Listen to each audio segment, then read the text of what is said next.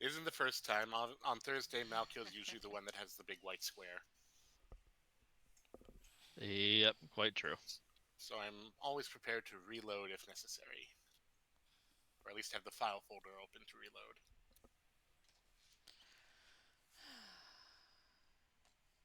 All right. I think we're all set now. I am all caught up. Thank you, RC, for getting those uploaded. I think I remember where we are. Let me know when we're ready. We are ready. I'm going. Welcome back, everyone, to the Crows. I'm going to apologize in advance. I am feeling much better, but I still have a lingering cough. Where we last left off, our intrepid team made it. They were still headed towards the spaceport, the Drow spaceport, when they came across the bottom of the. Oh, I'm blinking. Howling. Is it the Howling? Oh, where's my map? Thank you. The Roaring Hollow. They have gone there and discovered that it is not an eldritch monstrosity deep below, but apparently a research facility that has used the myth of the Roaring Hollow to develop a new species of dinosaurs crossbred with, well, solar dragon DNA.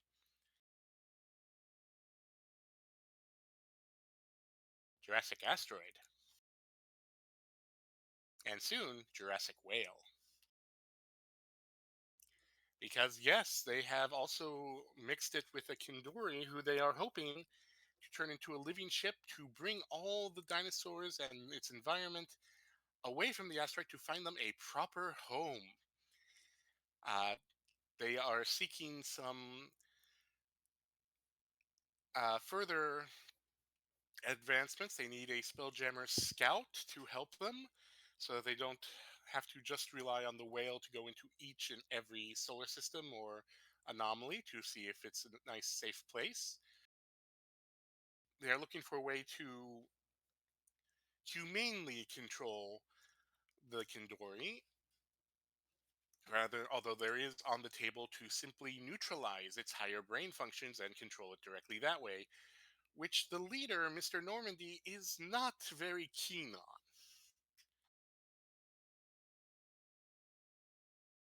Uh, there was also the discovery that there have been multiple experiments. The crab car is apparently a prototype that were developed by people uh, at the Roaring Hollow.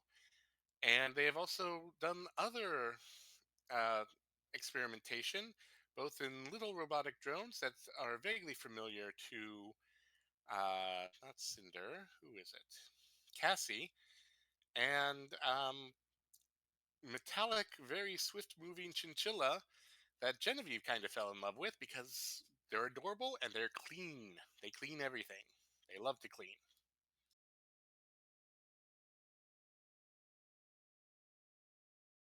Have I forgotten anything? Except Kitlag, I believe.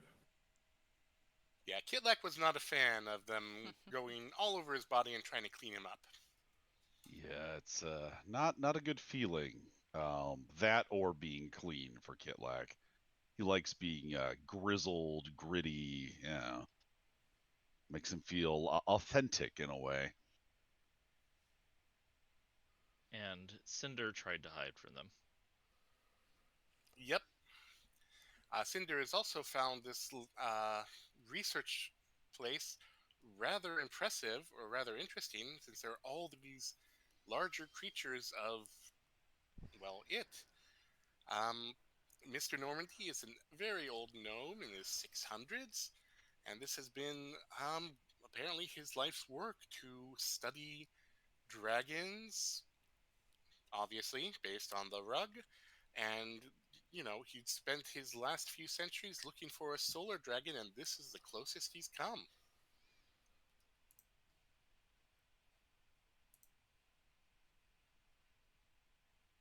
Now, are we sure that solar dragons even exist?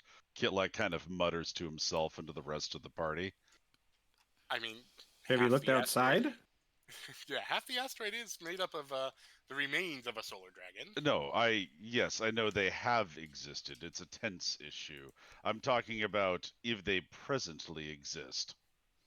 Well, that is one of the great questions. I have spent many, many years going from star to star, and so far I have not found them.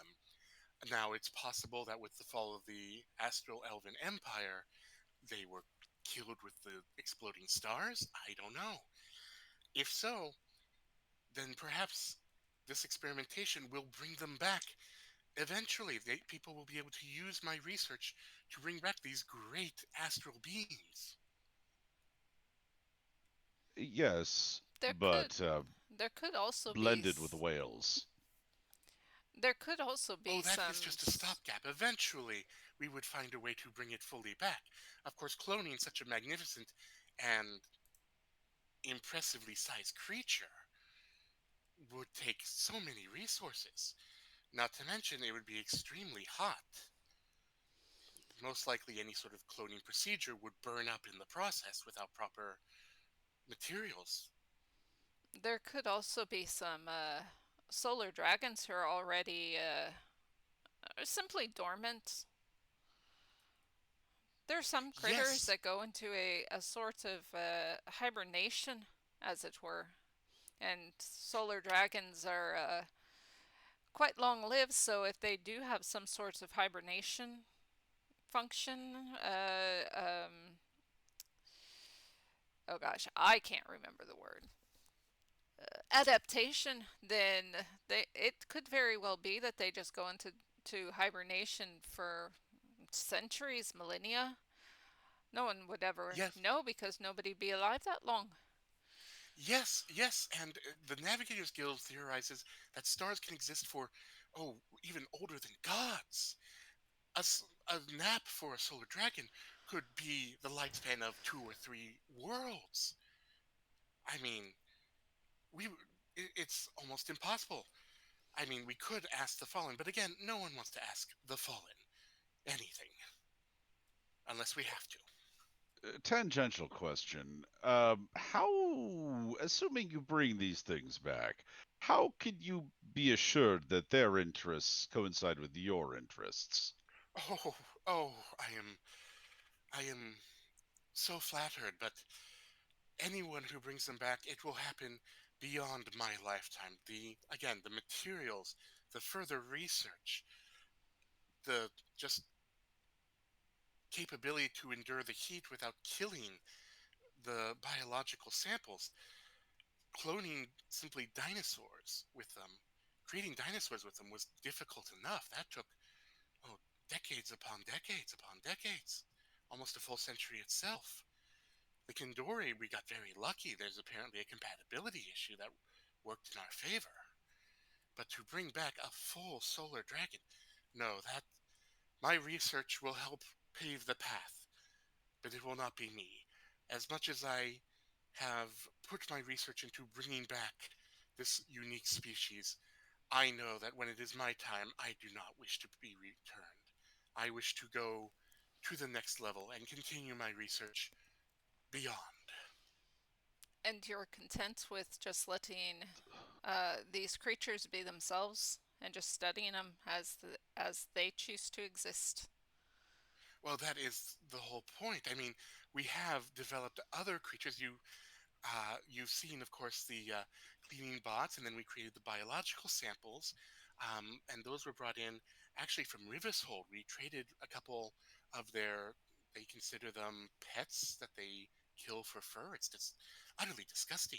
But we transformed them into very helpful, adorable, and slightly comforting cleaning creatures.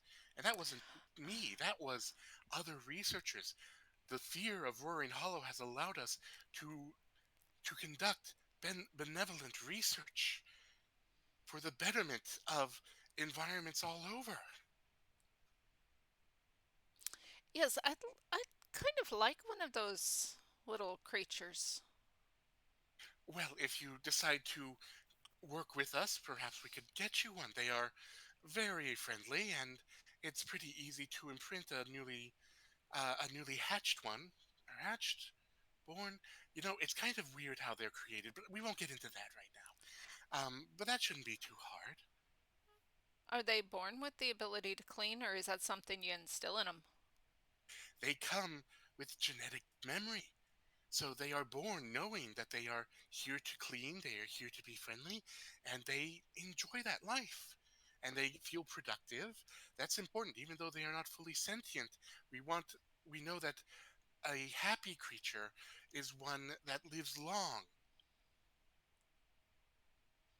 And for the space whale, Like I you said, say that you do not wish to control it, that you just want to let it go and put these solar dinosaurs, I suppose you could call them, uh, on the whale. Is that right? technically in, since we've created an internal environment, but yes, the goal is that after the transportation, we will then release it back to its natural habitat and see what happens. Because it is also a brand new species. This is a lot of steps for see what happens. We could simply unleash all these creatures, but that would be irresponsible. Who knows what they would do to the ecosystem? Who knows what all the people on the asteroid would do to them? It could be a slaughter in either direction. This is actually pretty normal for the for a scientific experiment. Do you know how many times they had to try and get things right with selective breeding, and this is really no different than that? Yes, yes, and we did have to do some selective breeding in the early amalgams of the dinosaurs and the solars, simply because some species were a little less stable, but we did get it there in the end. We did try to breed out some of the more aggressive ones, but carnivores are carnivores. You can't really do something about that, you know? Who funds your research? Why, I have, for the most part, and a number of the scientists that have joined have also funded the benevolent product that is left behind by the solar dinosaurs. The excrement turns into a wonderful natural fertilizer that has, well, kept life on this asteroid going, and we have added to our funds using that so that we could sustain ourselves. Is the Spelljammer helmet, is that still broken? I believe so. You We didn't fix it, by determined chance. we determined what it needs basically to be not buffed out or whatever to remove the dents. It's not a like a circuitry problem. It's just a physical thing, Okay. I think. So then Genevieve is going to look at him and say, I can help you out, but I'd like to make a bargain to help you out. Well, if you're from Mistmar, as I presume, of course we are well aware of the bargains of Mistmar.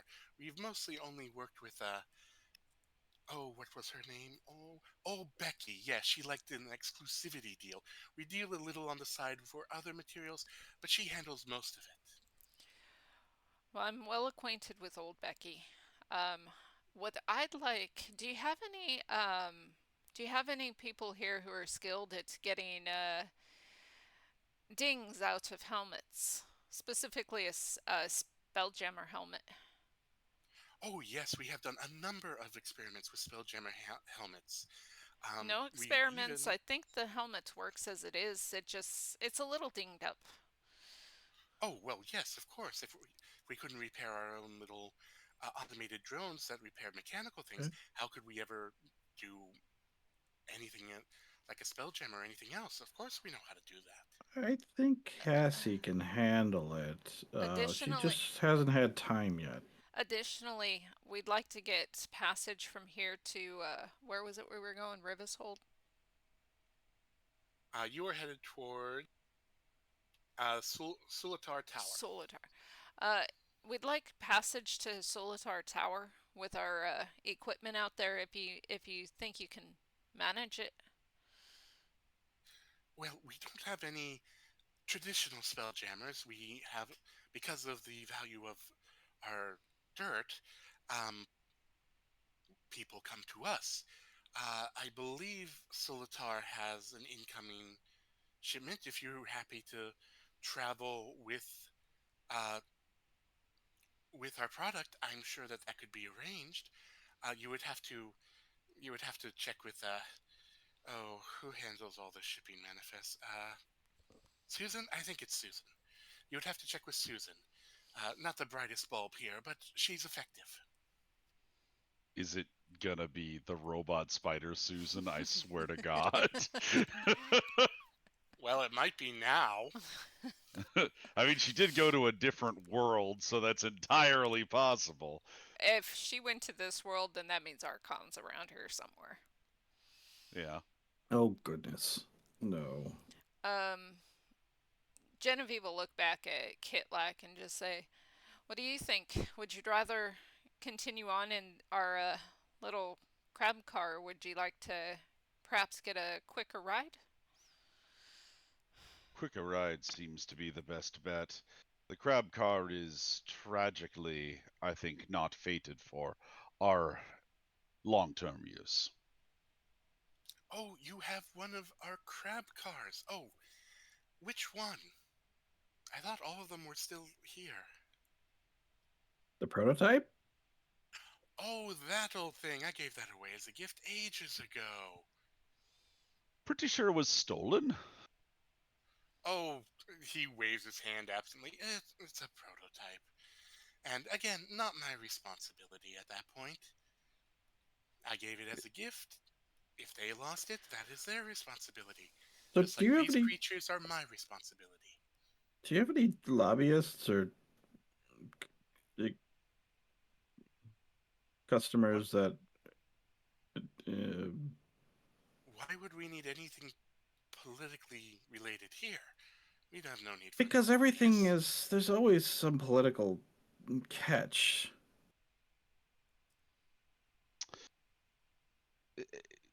Much as it begrudges me to agree, there's always a political catch. Politics is tragically inescapable. Oh, yes, but because we hold the dirt, the only dirt that allows, well, natural growth of plants, people leave us alone. They buy what they buy from us, and in exchange, they do not come here. The stories that are and the origins of the Roaring Hollow just kind of contribute in keeping them away. No one wants to be sacrificed to eldritch horrors, and the few that have fallen down the hole and gotten eaten by the carnivores down there, well, that just contributes to the story. I would like to insight check this gnome to see if they have any, based on these discussions, if he has any ulterior motives based on other than what he's already said. Go for it. Let's hope you do better than last time. Oh, did I do poorly last time? And that one. Hmm.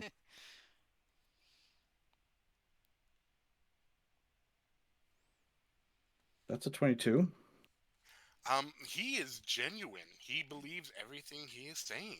He is sincere in that he wants these creatures to find a new home, and as far as he's concerned, there is no need for politics in his little scientific kingdom. He is doing his research, his people are doing their research. Everything is going swimmingly. Why would you ever want to bring politics into that? Do you I have mean, any that's a fair point. assistants? Yeah, no. Yeah, I agree with that, but I don't believe it. That being said, with a 22, I will give you this. This is a semi-academic facility. There is undoubtedly politics. He just considers himself above it or doesn't care. Not. He's obviously thinks he's above it, but is he beyond its reach? Yeah, that's the Well, question. that is a good question, but not something you could insight from him. Right. Yeah, I get that. Do you have any assistants that to help out with your? Oh, we have so many people helping out. I believe it was a Deadless that escorted you in the Furbog, right? Yes, it's been 3-4 weeks. He actually didn't give you his name. You just know it was a bugbear that escorted you in. Yes. Yes, he has been valuable in helping coordinate things when I am dedicated to further research. Um, and then there's Susan, like I mentioned. She handles all the shipping minutiae that really doesn't matter, other than the fact that it keeps us isolated. She's very good, very intimidating. And then I think there is well, we have a couple dozen. You can ask Deadless about it.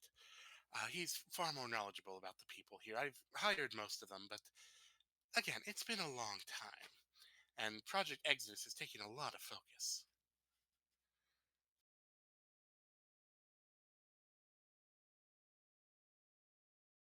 Is this dragon family tree in Draconic?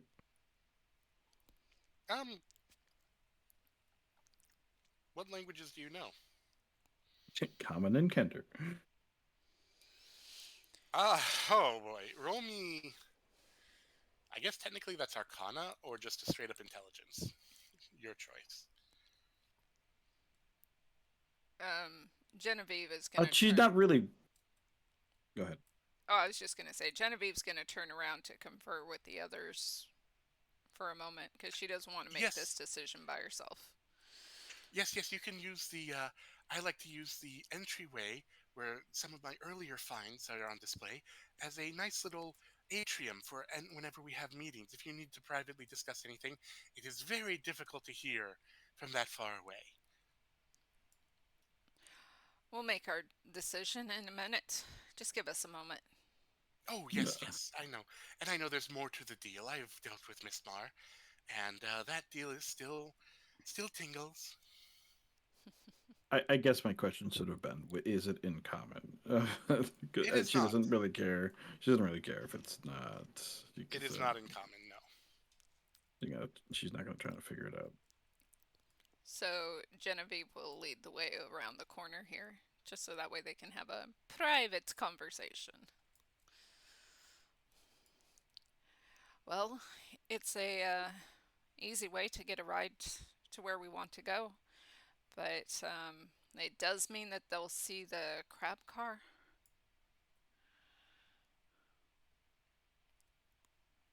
I know we wanted to Well- sell it for to help pay for a spelljammer. Doesn't seem to have much value here. We would have to take the crab car with us. And that's what I was talking about bringing it with us on another ship. Is it big enough? I don't know. I haven't seen the spelljammer. It's not arrived yet. But that's why I'm asking y'all if you even want to do this. It might be helpful. Might get us there In a bit faster than if we just take the crab car the entire way.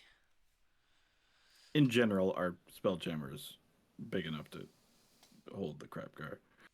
Crab car's not a real big thing. It's like Yeah. large size, right? Yeah, Like a Volkswagen, right? It's technically designed for only two people to be in it, and it's just because you're small that you can kind of squeeze in. For unless they're taking an enormous amount of dirt with them, which they might be, yeah, they should be able to fit you in there, fit the crab car in there. And that said, if these crab cars are common, they might not know that this is the prototype, so they might not look suspiciously at it.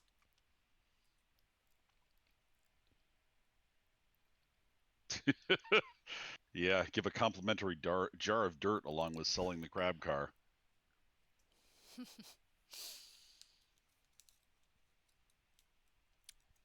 If the this space whale is a still considered an animal, and I honestly I have no idea if it is or not, but if it is, I might be able to convince it. I can speak to animals. Are, are space whales? Does Shay know about space whales? Yeah, you guys got pretty good rolls last time. Roll me Arcana, Nature, History, or Animal Handling. Your choice. We'll go with Arcana.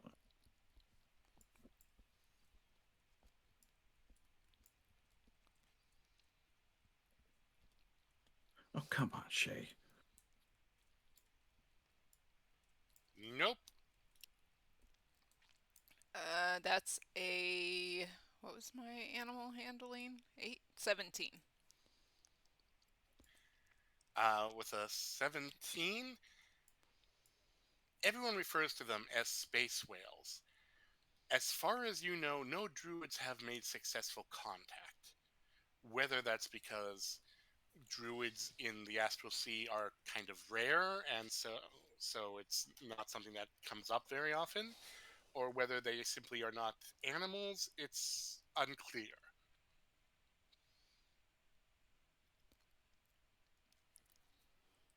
I can't promise anything, but I can do my best. There's legends of turtles with worlds on their back. Well, now I that's assume just that crazy. they're real turtles. That's just crazy, Shay.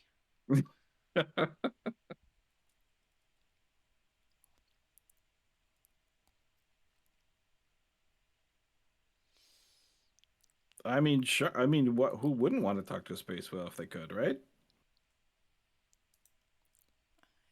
If I did, if I managed it, I might be the first.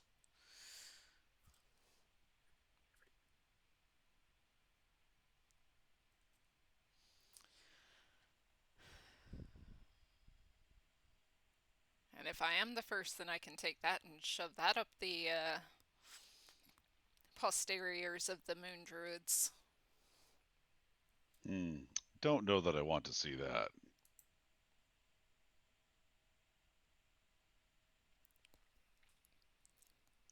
So what do you think? Shall we give it a go? See if it works? Nothing ventured, nothing gained. Worst case scenario, it doesn't work and we just go back in the crab car and keep moving. Cypher, last time I believe I asked if the gnome knew my mother, and That's he where you got the did? nat 1 last Oh, time. okay.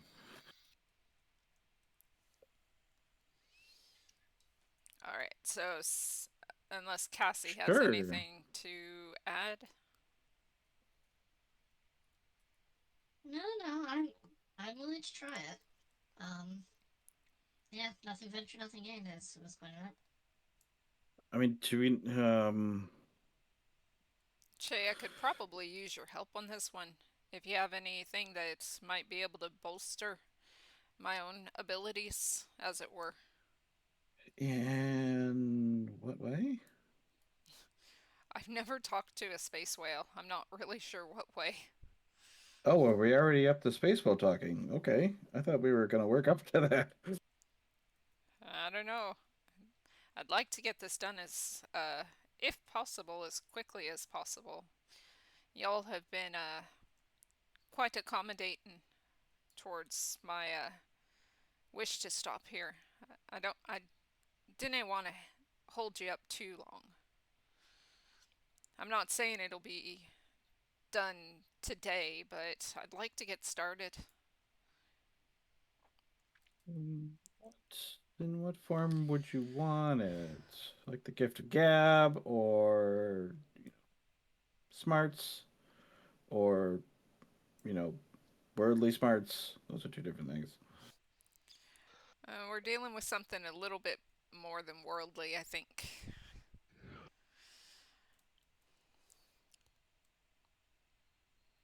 Out of character, I don't know what the difference in all of those are. I'm just asking if you want wisdom, int, or charisma. Well, I've got plenty of wisdom. I have plenty of int. I have 0 charisma. I have average charisma. It's a +0 because it's a 10. I'll leave it up to you. Whichever you want, Shay will give you enhance ability on it when the time comes.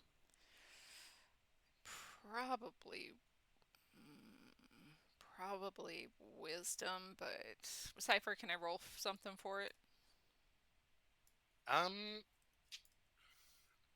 Arcana, nature, animal handling. Just to see, like, kind of what might be the best route to go with it. I'm gonna go. That's a 12. I'm gonna go with. I'm gonna go with nature this time, even though it's a lower score than my animal handling, because if I have even the inkling that this is not necessarily an animal, so that's gonna be a, what did I roll again? 12. That'll be an 18. With an 18 on nature, the best way to put this is you know that there are creatures upon the astral sea. None of them have been archived as natural in any way, shape, or form. It's likely whatever, well, again, it's considered a space whale. Animal, there's only a slim chance it falls under that category. And if it does, I mean, getting definitive proof of that would be, well, yes, you could rub a number of people's faces in that. But most species on the astral sea do not necessarily fall under a strict animal. What's the term I'm looking for? Classification. Okay, so most likely, wisdom would probably be the best option, because that'll help me know how to proceed. Okay, was Shay the only one with enhanceability? I thought someone else also had. Technically, Genevieve does have it, but she's going to be kind of focused on trying to communicate with a space whale, a modified Well, space less an whale. hour. It's not like whatever the cantrip, but guidance. It has ability to just plop it on you in less than an hour. So it's not like you have to. Well, concentration. So yeah, however you want to spin it. So, yeah. Okay. Just let me know when, and we will do that. Genevieve will come back over this way and say, "All right, I think we have a deal. I'll try and talk to." Oh! He spins around and clutches his chest. Oh! Hello. You're still here. You Oh, you gave me all Hello. right? Hello. Who are you? Oh God. Mild heart attack. I'm fine. Right. yes, Potion we is did. kicking in. Yes, I remember you now. Sorry. We didn't run away. Sorry. I forgot. I got into researching. I had a theory.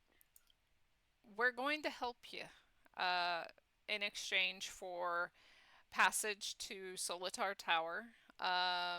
One of the chinchillas, and if they want to see if you'll fix the helmet for them, they might not want you to, but if they do, it's their helmet, and she'll wave at Cassie and Shay. I'll try to talk to the space whale. I make no guarantees. I've never talked to a modified space whale before, so I don't know how this will work, but I can certainly try. Right. Well, that certainly sounds like a fair deal, and certainly doable, I think. You'll have to check with Susan on transportation. At least you're not asking for any finances. Well, so let's see. So speaking to the whale, while it was growing, we did try to speak to it in Draconic. Not sure if it took. It hasn't responded very well to that language. Yes, and yes, we can take you to the alcove where we're attempting communication. Going directly to the space whale is a little precarious, so I would not recommend that unless you absolutely are ready to get in direct contact and the possibility of vaporization. Does it talk like a whale? Like the whale sounds? It makes sounds, yes, but not something that we register on a normal wavelength. Occasionally, our elven friends here can pick up something, but it seems to be limited since none of the other elves of the asteroid have ever noticed.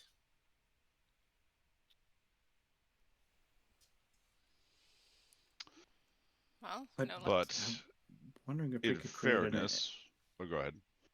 I was wondering if we could maybe create an instrument to help talk with it. If it doesn't speak common, I mean, if it might have a completely different language altogether. We have a few translation devices we've attempted. None of them have really worked. None of us have tried to communicate as if it were a creature, an animal creature before. We've always assumed it was greater than that, but maybe we should have. That's an interesting theory. Well, if you're going to test it, that's good. If that doesn't work, I suppose we could try some sort of mental communication. Although the last one that did it, their brain kind of melted, so maybe not. We shouldn't jump too quickly to that. He's just kind of muttering to himself, looking at the desk, and eyes darting back and forth. Well, I don't really know where I need to go to see this space whale, so Oh, just go out the door. I'm sure Daedalus will be there, and he can take you wherever you need to go. And he will Second definitely, space whale on the left. and he will. Ooh, you have a second one. Oh, that would be handy. We could use that as a backup. Oh, you're having a jest, a jape. Oh, we Yes, don't do as it that were. here. Is it illegal? No, but you tend to start letting jokes in, then you have, you know, accidental acid baths, and things just get complicated. Yes, we can't have people enjoying themselves now, can we? Well, it is a serious research outpost. Essie, how good are you at making musical instruments?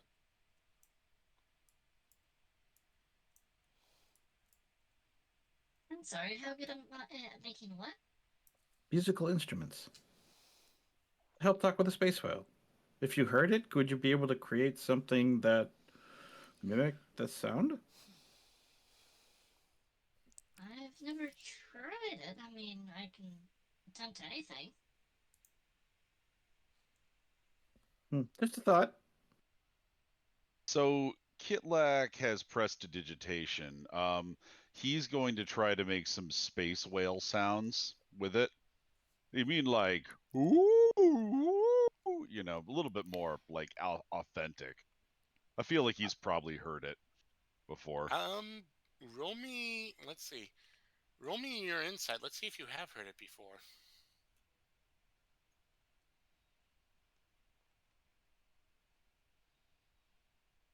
Gonna go ahead and say yeah, probably.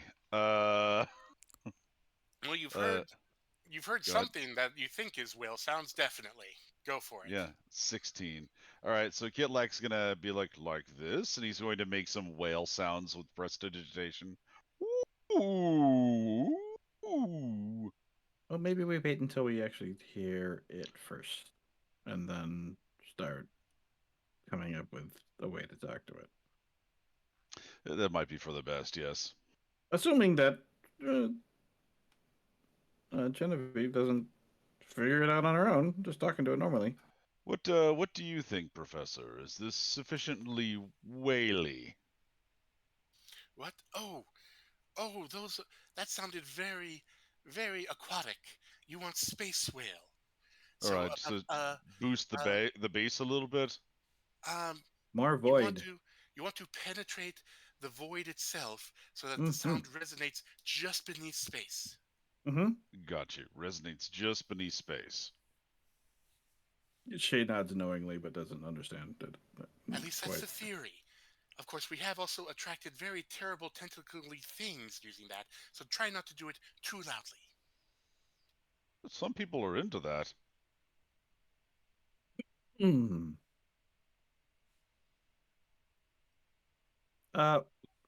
Look, Look, I'm not one to judge. We're just and not relevant currently. Genevieve has already turned around and started walking out.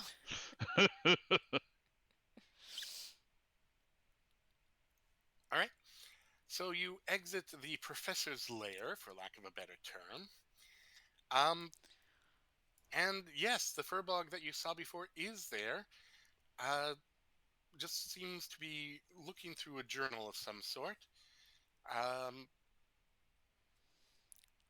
Excuse. Oh, good. You're back. Would Would you be so kind as to point us towards the space whale? We've made Oh, arrangements with the professor. well, going to the space whale is a bit of a excursion. It usually takes about a day or so. But we do have a way to observe it and attempt communication with it here, if you'd like. Yes, that. Right. So if you follow me, and he's going to lead you, um, basically, down the hall and into a little downstairs. You think you might be going into the mesa, but you're kind of on the not too deep. The place you enter is kind of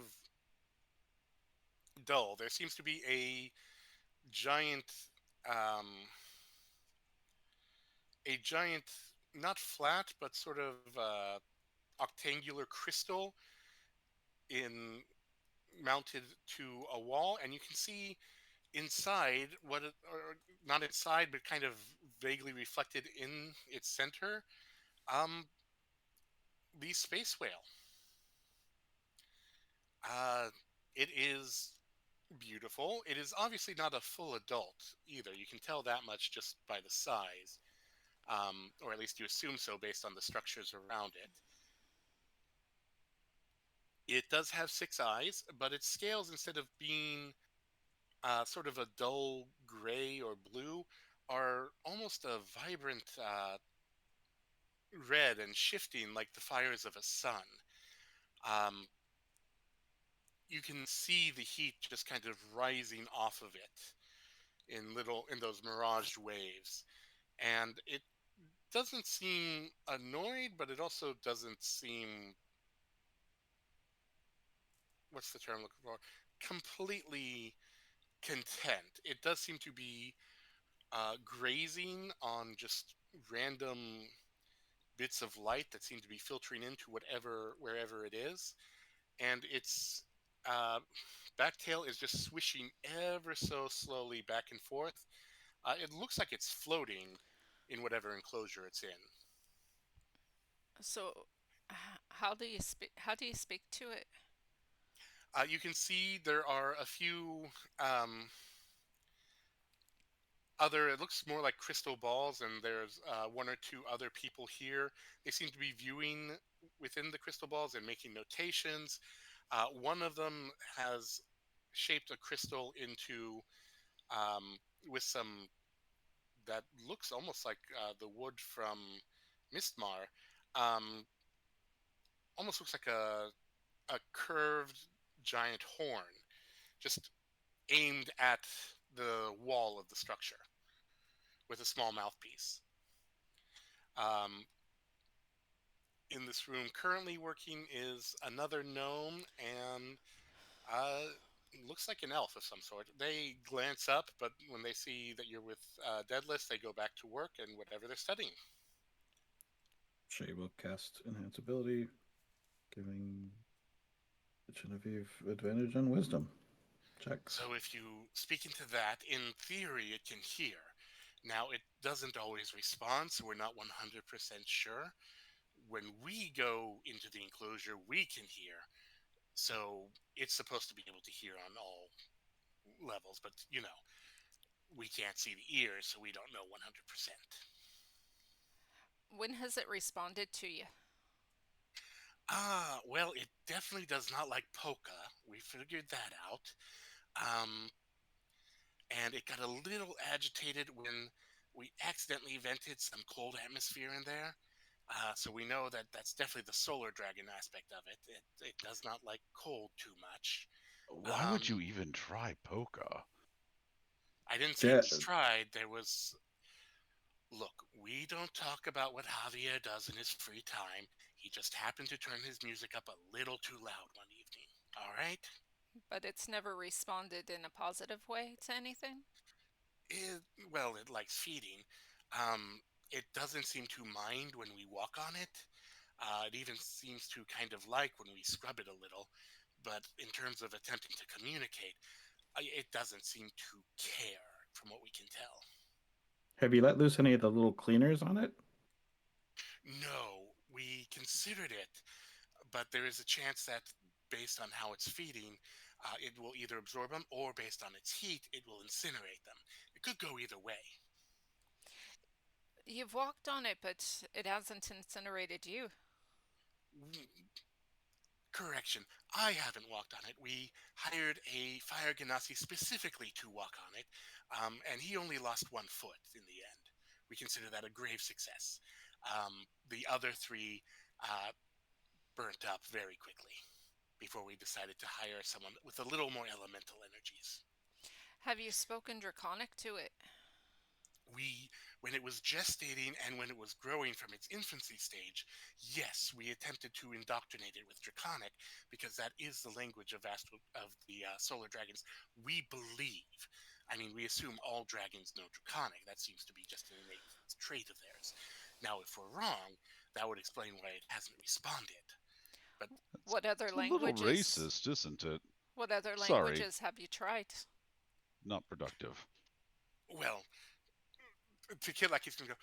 The professor has spent his entire life studying dragons of every sort, and the one commonality is they all speak Draconic and they all have scales, except the undead variety who only have some scales and some bone. Or the artificial variety, which of course are made up of other materials, but that's a whole other lecture that we can get into in another day if you're really interested. But it's assumed that because all other dragons speak Draconic, no matter their lineage, that even the solar dragons would speak Draconic. But we could be wrong. No one's ever encountered one, according to the professor, other than at a distance. Have you tried We have tried Dwarven, Common, Elvish, Sylvan. We even had Mistmar translate some Fiendish language, which it didn't not like that, but it also didn't like that. Its eyes seemed to glow in a way that was very worrisome, and we worried that it might blow out its enclosure, so we never did that again. Fiendish, you say? Infernal, I believe it was. Infernal. Have you tried Celestial? Well, no, none of us speak Celestial. I mean, the ones who speak Celestial would also be the ones that technically would probably find less benevolent uses for such a creature, since it's mostly the astral elves that know that language. Sadly, I don't know it either. That is a good theory. We could try Celestial. I mean, if it reacts poorly to Infernal, the opposite of Infernal is Celestial. Well, we weren't sure if it was poorly. It was just, it did not seem to agree with it, I guess is the best way to put it. Like a mild bout of indigestion. Or maybe it eats language. Oh, that could be interesting. I'm gonna note that down real quick. And he takes out his notebook and just writes that idea down real quick. Celestial. I've got 2 that I can try on this creature. I don't know if they'll work, but I can certainly try. What languages? I can tell you. Do none of you have anything like comprehend languages or anything like that? Oh, we have done that multiple times, and we've tried, what's the term? Tongues, to see if that it would then understand us. But again, it doesn't seem to react, so we don't know if it just can't understand us or doesn't care to. We are trying our best. This is all new territory between how little research has been done on Kindori and the fact that it's technically a new species. Subspecies? I guess subspecies of Kindori. Well, I can speak with animals, and I know Druidic. Those are the 2 that you didn't name. Druidic? Now that is an interesting concept. We never introduced any sort of druidism into its habitat, but would it innately understand druidism? That I don't know. I've never even been around a space whale. I might be the first druid who ever has. What language is druidism? Can you give me some of it? She will just start talking in Druidic. I don't actually know what language it's based off of. Tyler? What language is Druidic based off of? Yeah. I mean, it's a language. Yeah, so from what I understand, Druidic is one of those like highly setting specific things that the DM is encouraged to decide on. But the way I've always read it is it's like kind of the child of like the language of reality. It's like this is the language that the wilds themselves speak. It's so deeply primeval that like no major lineage claims it. It just speaks directly to life. That's been my interpretation. Have you tried combinations of different things? Oh, yes, yes. And in fact, Lucy there, Lucy, you've tried how many combinations? Well, she straightens her glasses. We've tried approximately uh, 113 variations using uh, 15 languages. None of them have worked yet. Not languages, but maybe something like you said its eyes glowed. What about light on top of language, like spoken language? She's going to blink at you, blink again, and then go, I must talk to the professor immediately! And she races out of the room.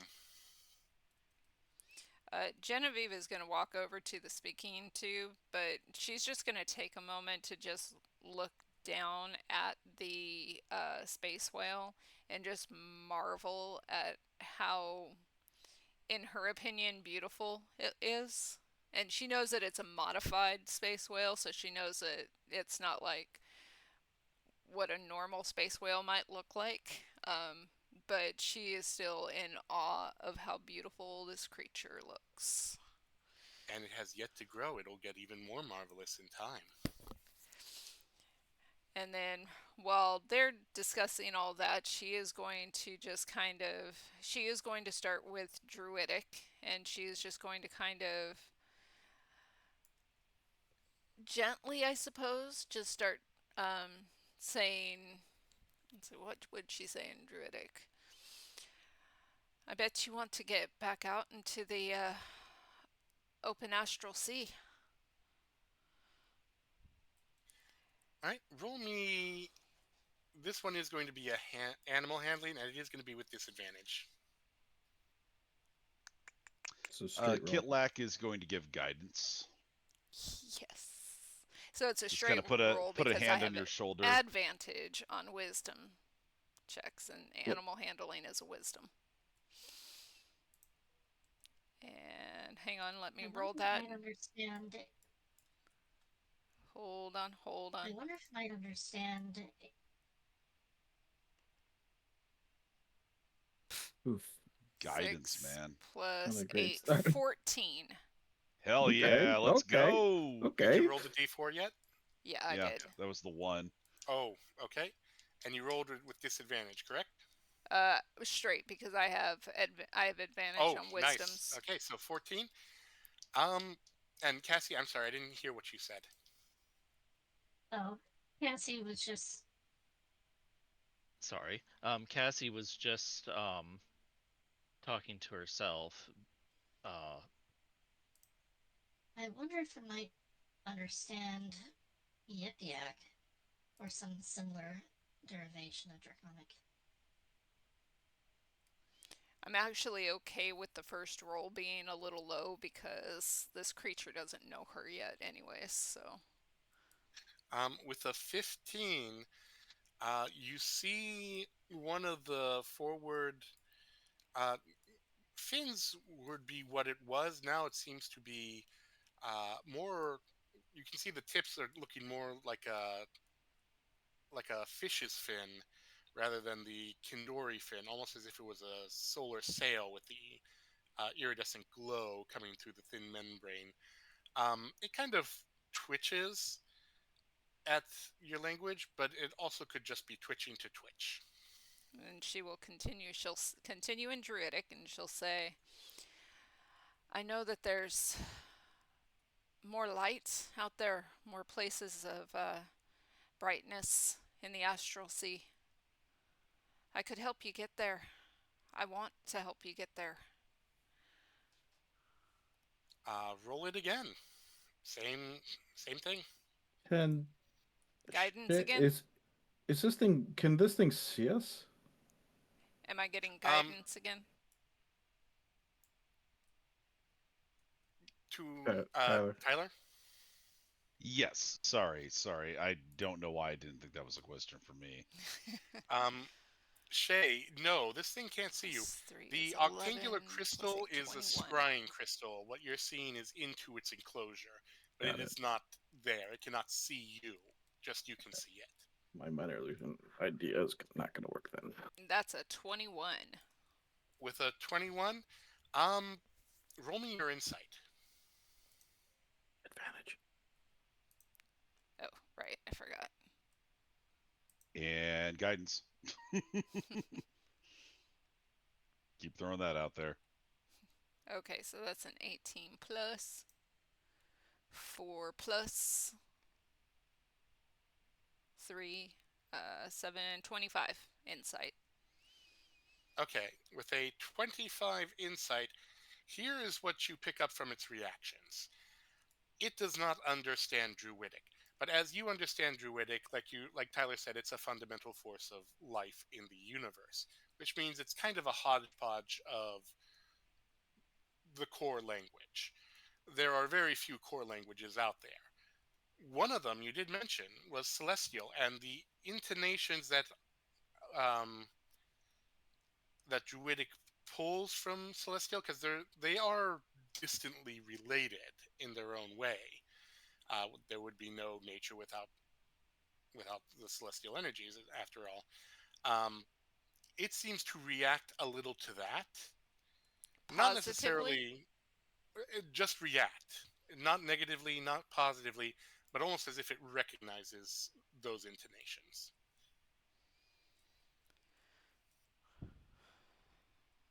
She'll look back at the others, step away from the speaking tube and say, I think it would understand Celestial if we can find some way to speak it. Not through tongues. like- Tongues is probably a bit confusing in the mind of a creature like that.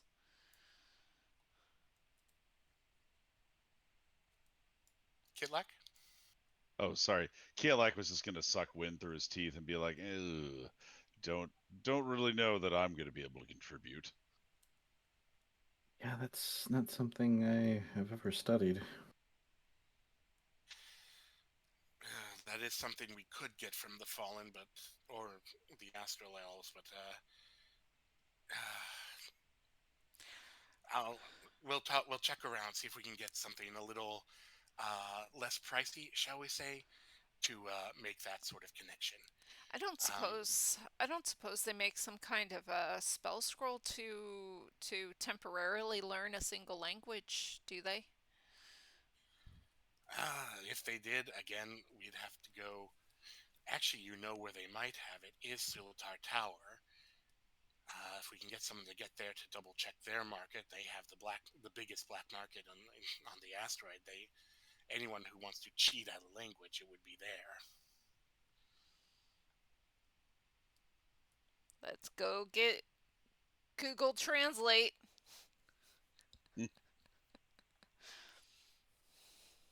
Roll me just one more insight with disadvantage, Genevieve. So straight roll, because I still have guidance.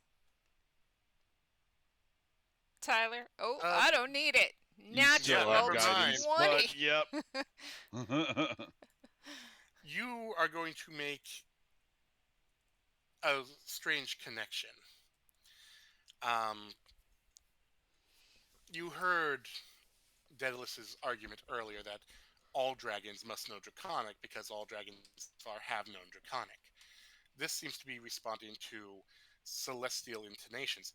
If you could find a way to combine the two languages, you might have a method of communication. You think those two are that is the key. You have to find the correct combination of those two languages in order to successfully directly communicate.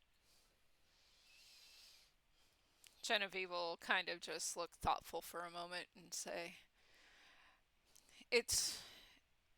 I do feel like it's possible to, like Shay was saying, to combine stuff, but not combine necessarily light. Although celestial might be a language of light. I don't speak it myself, so I wouldn't know, but it could very well be. But combine it with draconic, since it is a creature of two origins.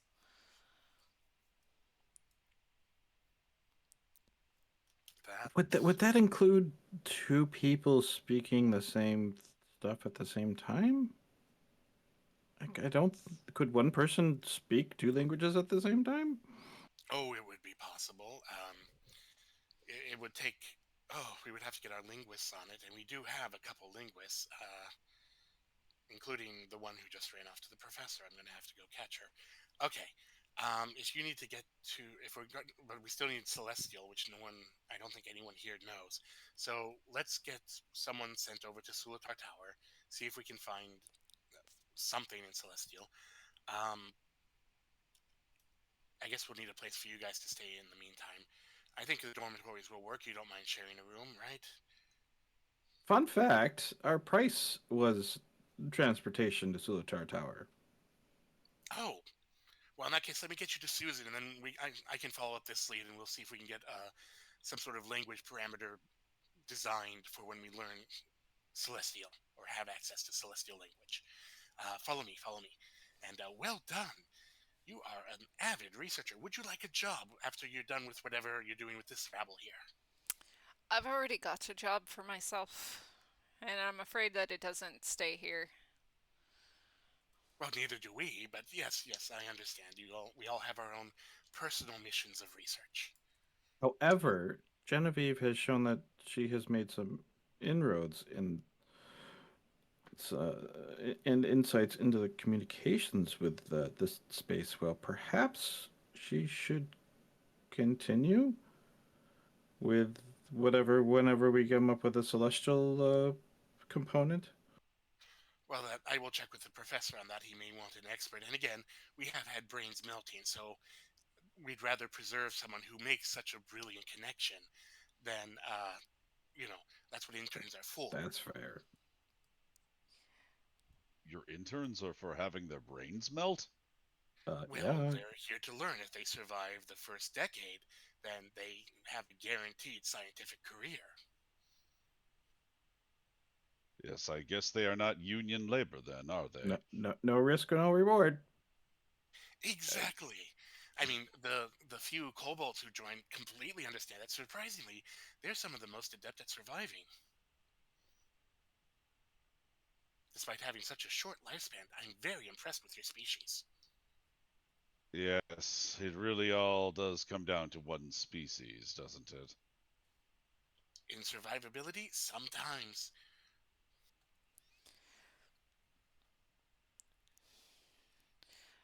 Well, There was a time we had an entire group of Kender researchers. They thought they could face down some of the predators. Oh, it was both a laughable and sad moment. 6 brilliant careers cut off. But the creatures ate well that night.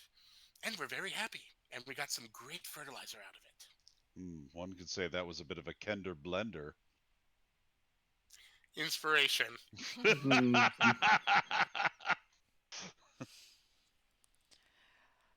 Well, since we got you this far, I think that we'll go ahead and see Susan about that transportation. We did make another deal, and one of those deals was one of the other parts of this deal was in exchange for one of your little chinchillas. Oh, you want one of those? Yes, certainly. Who did you have earlier? Mandy? Melody. Melody, where are you, little girl? Come on. He pulls out a teeny tiny whistle and just blows on it. You can't. None of you are elves. None of you hear it. You do hear from somewhere deeper in the building, and including the room you just left. Damn it! Don't do that. And then you assume Melody the chinchilla comes scurrying out of one of the holes in the wall, and takes a few seconds to go around Kitlak's feet before seeming to remember, Ugh. no, not that one, and go over to sit in front of Deadlift before climbing up and sitting on its foot and just looking up. Yes, aren't you adorable? Here you go. And he's going to hand you the whistle, Genevieve. Just wipe it off. We're all very sanitary here, but I understand. That should call her to you. If you blow it, Prestidigitation. if you use it two times, that should get her acclimated to you. Or if you travel with her for about an hour and just hold on to her, she will kind of get used to you as well as the new driving force in her existence. After Shay does the prestidigitation, Shay will blow the whistle twice to call Melody over to her. Shay will or Genevieve will? Genevieve will blow the whistle. No, she's not taking it from Genevieve. She's just cleaning it because she doesn't care what that guy says. There's That a is second nasty. before Melody will come over and just sit on your foot, and when you blow it a second time, it'll crawl up and sit on your shoulder and just sort of check your hair, make sure it's all clean for a second before nuzzling and settling into the crook of your neck. Genevieve is happy. How fantastic! Add And we don't Melody need. to your inventory sheet. We What we is don't it? even need to figure out how to feed her because it's just it eats us or It won't the eat dead you. We parts did of very us. specific experimentation The to dead ensure it parts would of not us. eat human flesh beyond a reasonable amount. As Or long as kobold flesh or kender flesh, yes? correct. The only thing it might eat is if you have an undead friend. Then there's a chance, since it's designed to devour and Do clean they work like dead maggots cells. too? Where it cleans dead skin?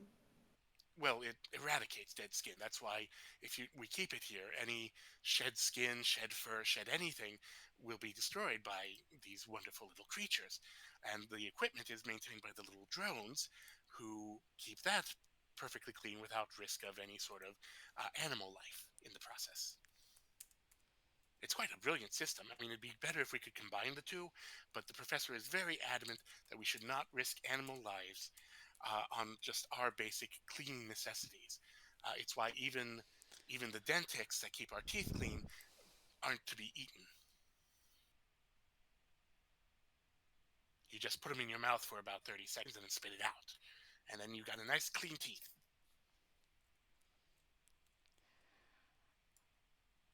Genevieve Or do you want one of those? Genevieve is too busy petting Melody.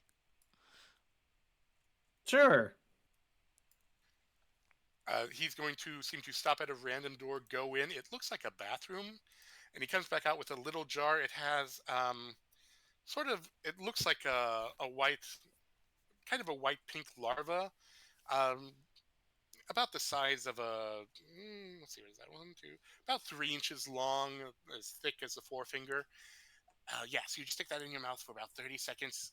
Don't swallow, don't chew, and then spit it back into the jar, and you're good. And after about 5 minutes, it'll self-clean, and you can put it into the next mouth. Handy little thing. I'll pop it into her mouth. Days like this, I'm so glad I'm no longer biological. Would you like a drone to keep yourself clean? Roar! I do a pretty good job of that on my own. Shay, you feel this thing. It seemed kind of large and slow moving. You feel like 1,000 little brushes are just going all over your teeth, your gums, your tongue, your cheeks. Every bit of it. You do feel an urge to swallow and chew. There's just something about it. In fact, make me a quick Constitution saving throw just to make sure.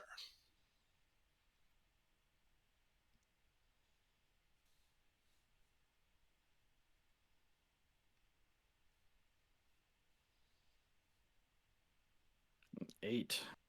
That's good. All you had to do was beat a 5. You fight the urge to chew and swallow and spit it out after 30 seconds, and your mouth feels not minty fresh, but definitely some kind of fresh of a plant variety you don't know. Your Like if teeth you- are white and clean, and they even sparkle a little. She'll give a winning smile. Now, if you do swallow it, don't worry. It'll only cause you a little indigestion and then leak out of your belly button. Or if you don't have a belly button, some other non standard orifice. She have a belly button. I don't know. What qualifies as a standard orifice? Oh, you know, the mouth or the anus. Or So occasionally. ears are non-standard, nose is non-standard, eyes are non-standard. Correct. In terms of input and output, yes. You know what? I am very unhappy that I asked that. Well, you are traveling with two scientists. You should be comfortable with this sort of talk. Um, and he leads you out of the building, and you're headed towards um, the other building now. It's hot outside. It's always hot outside. You immediately start sweating. You realize that the inside, while it was cool, it was actually kind of as cool as the darker parts of the mesa you explored earlier. They have some sort of nice artificial cooling in there, which on this place you haven't really encountered except deep in mesas. And even then, there was still sort of a lingering warmth. So what do you think, Genevieve? Do you want to come back once we get some celestial knowledge or person or No, I think I'll let them do that part. I'm just amazed I got to see and speak to a space whale. It is beautiful. We are still deciding on a name. We're going to name it after we launch, I think. That is going to be the good luck charm sort of thing. Oh goodness, you're still here. Well, yes, I'm leading you to where you need to go. Oh, okay. Not to mention, Susan will kick you if you just show up in her office.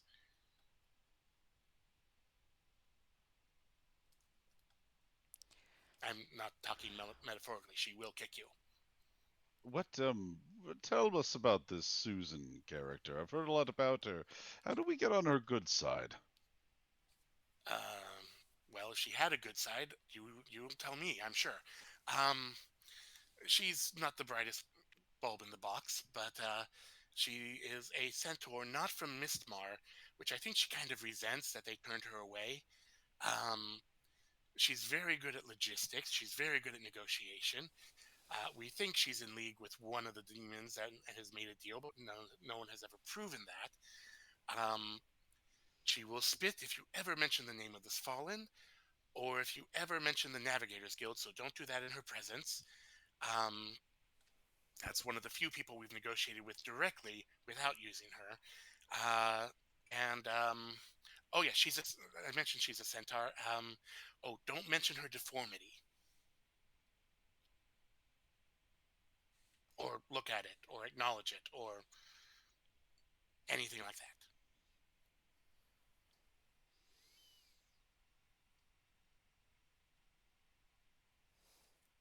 That's ominous. Well, the path of scientific discovery is often led with danger and physical damage. I mean, fortunately, many of us have signed up to resurrect if we die by organic means, and then just we have to get a ride back here. That's simple. Well, it's not simple, but it's effective. um, she has opted not to for some strange reason. So yeah, just treat her with reverence, treat her with respect, and if she spits on you, just go with it. It's And not the first time that's happened, sadly. he stops outside. You see in the building on the left, there's a teeny, like a one door bar entrance. It looks small, like a small lab. It is the size of a bedroom. There is a small bar. There is a table with some chairs and a couple stools, and there are a couple kobolds there. These are not the scientist kobolds, so they're a little weird, but you get used to it. They're not part of the main franchise. They are apparently a little different. But you know, you put down a coin in front of them, they like it. You put down something shiny in front of them, they like it. Everything we brew is brewed here, so just be prepared for like 80 proof, 90 proof. Or if you're into caffeine, enough to kick you awake for a week.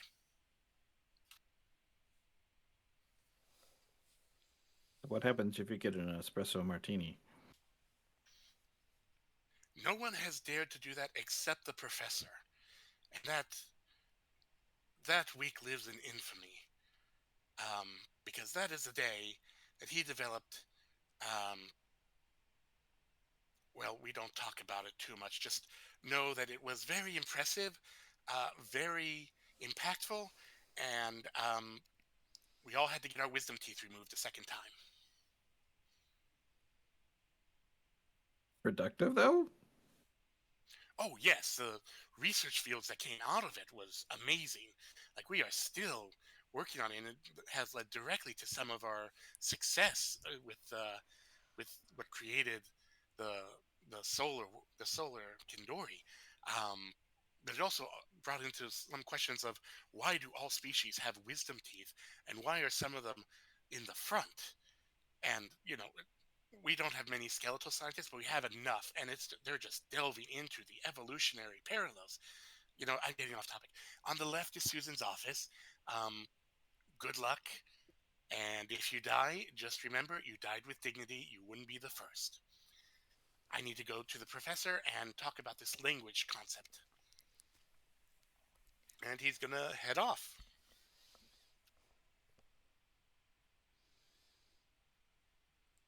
About Would you like how to? long did all of that take? That took you. So, talking to the whale, I'm gonna say that took about an hour, and walking to the other building also took a little over an hour, actually. Okay, so enhanceability is worn off. Just wanted to make sure. Yep. I'm also going to put us on a brief pause. I will be right back. Do we want to re-up it with like a charisma thing for Susan? Don't put it on me. Who Yes, has? Or You could put Kitlak it isn't that great at charisma neither. Well, she is a sorceress, so Shay, I think you're our charisma person. probably. Yeah. I will say that Cassie does not have a negative. Do you have a positive? Because I'm pretty positive no. so you're along the same lines as Genevieve then. Okay, so Pretty much. Shay gets charisma based enhanceability then. I only have one more, just FYI, until long rest. Technically, can I get another one? I can get one more, I think.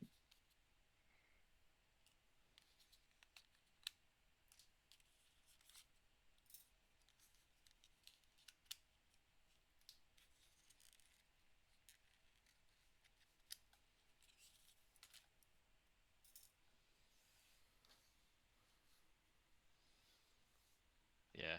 And sadly, Cinder's charisma is plus 0 as well. And I can get one more. So we got two more after this, two more things of enhanceability. Plus whatever Genevieve can do.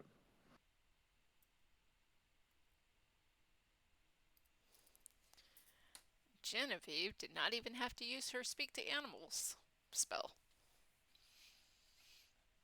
So I think she is good. I apologize. I am back. What would you like to do next? Test enhance ability for charisma on Shay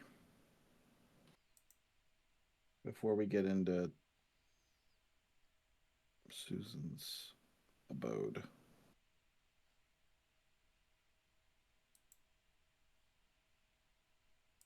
Okay.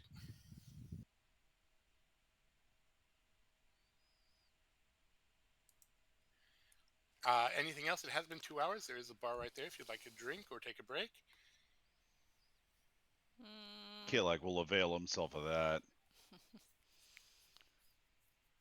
He's not going to like go for anything too heavy, just enough that he can kind of relax a little bit.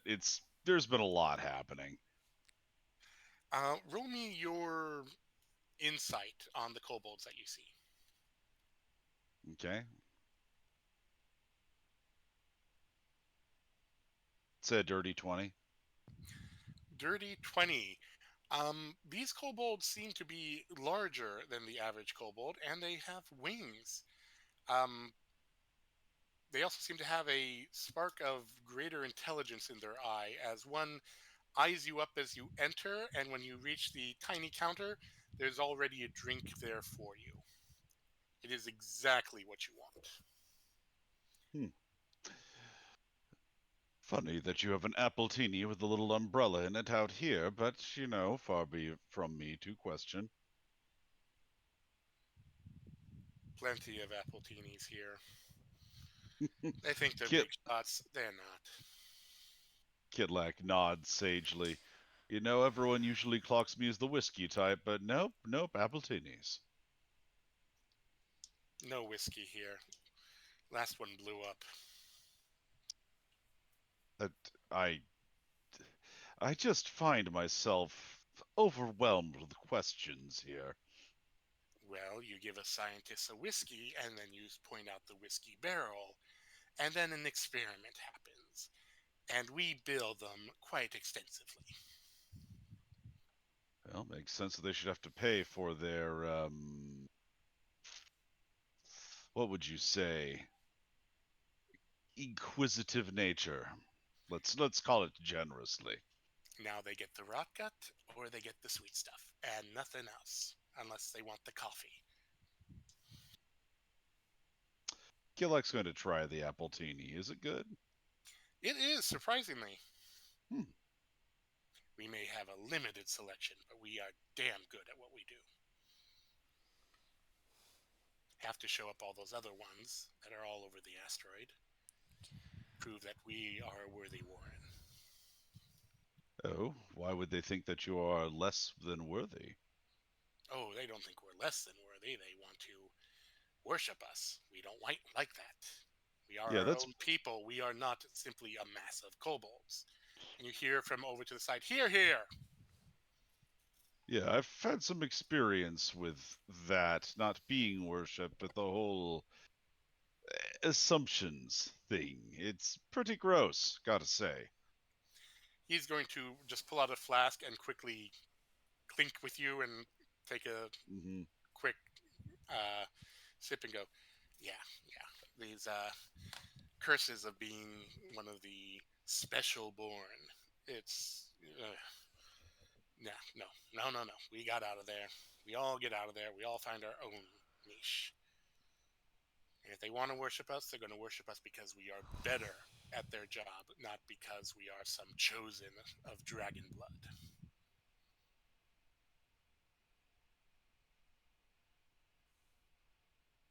Yeah, this is a big chip on his shoulder.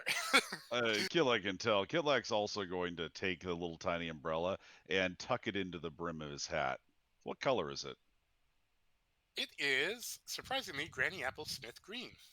Ooh. And your appletini, while perfect, does have that bit of bite as if it was from a Granny Smith apple. Yes, you always wanted to have a little bit of bite. The appletini that fights back. That's what you want. You look like you got your own crazy Warren. In a sense, I've not really come from Warren stock. It's more of a matter of Kitlak kind of does like a rotating wrist gesture. More of a matter chosen. Of being, yes, chosen family. Yeah. He's gonna squint at them. One of them looks like a crazy scientist, so here, he's gonna just hand you. It looks like a little bit of butterscotch, but it reflects a little oddly, as if it's a shiny piece of candy. That should distract them if they get too far into their whatever for Kit science. Kitlag nods sagely and tucks that away in one of his pockets. It always pays to be prepared in one way or another, Kitlag says knowingly. Yep, that's why we started developing those. Free of charge for the first drink. And if you're seeing the the centaur, don't stare. Noted. Kitlag is going to slide a gold piece across the bar as a tip. It will go into surprisingly a tip jar. Oh, wow. It is shaped um, like a little goblin skull. Kitlag guesses not many goblin customers around these parts. At least not many happy ones, at least. You don't know. You could ask, but Yeah. Kitleg's just going to enjoy the drink and make whatever idle chit chat comes up. oh, after that, I he's think, respecting your silence at that. yeah, He knows that is definitely worth its value. yeah. Kitleg doesn't need a whole lot. More information, I don't think, out of this guy. What are the rest of you doing? Are you all going to see Susan? We're gonna wait for Kitlag, but yeah. Yeah, well, Kitleg, when he finishes up the drink, is going to go check in on everyone else. So I'm guessing that took about 15 minutes. What did you guys do anything, or just cast that enhance ability and then? She's not gonna Psych yourselves cast it up. until we're ready to go see Susan. So she wouldn't have cast it yet.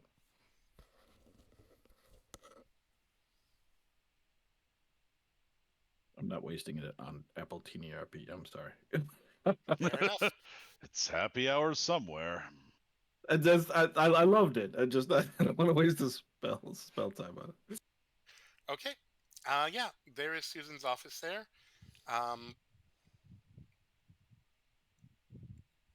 It is already open, and you hear certainly not dulcet tones, more like barked orders. Not directed at you and not quite clear. There's some sort of soundproofing, it sounds like, or sound dampening at least. You can go in if you'd like. She is gonna knock loudly. What? We were sent to talk to Susan Oh, about yes. transportation to the. Yes, the furry one. Come in. Stand somewhere. And you enter. It is actually very spacious office. You think, in fact, it might be, from the looks of it, might also partially be a bedroom or a place to easily lie down to sleep, at least for someone that's horse-sized, based on that cushion in the corner.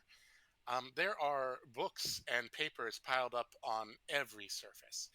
Um, and she seems to be partially behind a desk.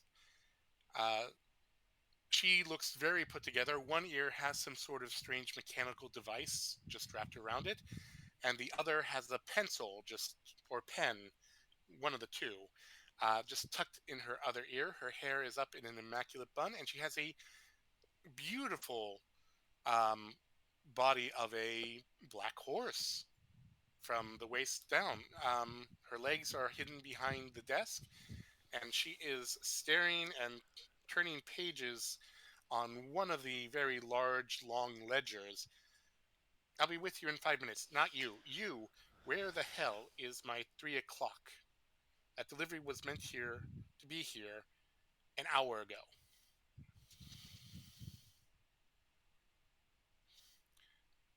Would you like to just stand randomly in the room, or what would you like to do? I'll give her 5 minutes. I mean, Anyone else? Kidlak's just going to shuffle in and try and stand a respectful distance away, just more clustered up with the crew than with, closer to her, Of note, there is no like stairs, or not stairs, stools or chairs or anything to sit on. There's just space that you can stand and between desks, and that's sort of it. Mm-hmm. That's okay. Cassie doesn't need to sit. Yeah, Kidluck's fine with that. He's used to having like weird, not really ergonomic arrangements inside Spelljammers. She seems to be half berating, half ordering over someone. It doesn't take much insight to figure out that the earpiece is some sort of communicator. Um, then she uh, doesn't so much as sign off as just abruptly look at all four of you and go, "You're small. Good. Small I can work with. Small is easy. You need a ride to Sulatar. Yes. Sulatar plus crab car. Crab car? What is a crab car? You have a living crab. Did they create a living crab car? No. Not a living crab car, a mechanical device. A historical crab car. Oh, Yes. digging machine. Yes, fine, whatever.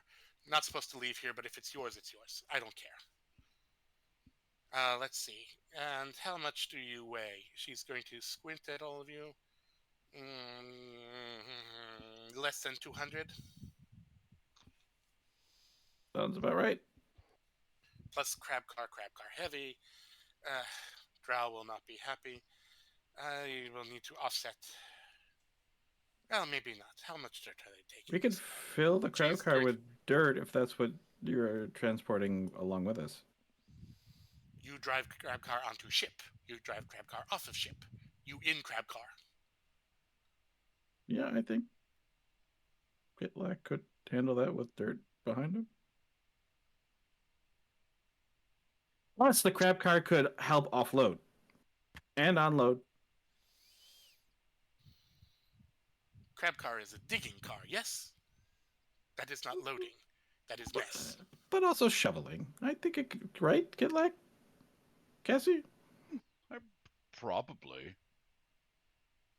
I can't say if I really tried before, but you know. At Kidluck least, looks over at least Cassie. if it's filled with dirt, we could dig ourselves out of the Spelljammer. There's a I strange. think the point they were trying to make is that we would be riding inside the crab car while we're there. Yeah, that's Yes, yeah. see space. Easier that way. Okay. Well, that makes things easy. Yes, and if you buried by dirt, then you can dig out of dirt. It's very easy that way. Okay, sounds good. Now let me look how much dirt they're taking. Let me look. She's going to flip through pages and start looking down the line. You hear a strange sort of clicking noise on the floor. Not like hooves.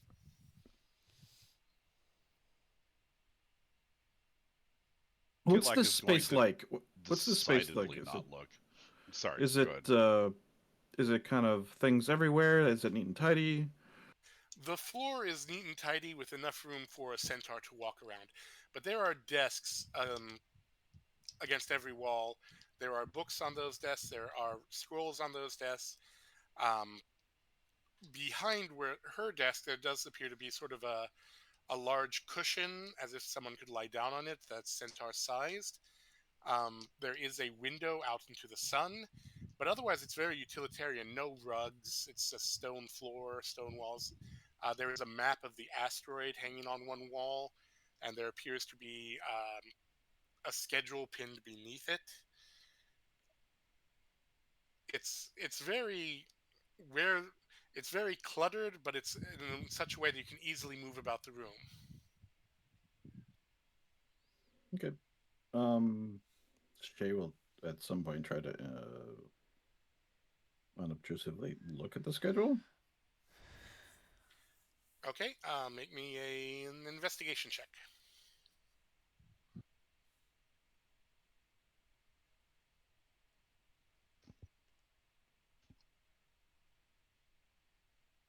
Dirty 20. It appears to be a simple delivery time of when dirt is meant to go out, who it's going to, what time, what regular deliveries, what irregular deliveries, and what is coming in. You see mostly materials coming in, probably used to build scientific equipment. You see some creature comforts. There's even a small section that says black market items, or not black market ships that indicate which ships are having things that are illegally imported, apparently, that she is keeping track of. quick math. How much dirt is actually going out of here on a weekly basis? It's not actually a weekly basis. It looks like they ship out to each each settlement about once a month that they have a contract with. Mistmar is they actually aren't they're importing from. Mistmar has the most deliveries in, and that's obviously or sorry, the reverse. Sorry, Mistmar is where they delivered the most to, but they do seem to send um, a little bit to Sulatar Tower directly, and a little bit to um, the Fallen, although that is listed under the black market schedule for some reason. Uh, in terms of volume, you would guess about yeah, 4 tons of shit, literal shit a month. Wow. And how much? I guess she'll just ask. So, how much dirt are we transporting along with us? Mm. 6 stone. Not much. Enough. Enough to get you there, with room. Might be packed in. Can she convert stone to tons to something that I would understand as a player? Maybe some players can understand what a stone means, but not me. Um. Oh, I guess I shouldn't. I guess 6 is too low. Hold on.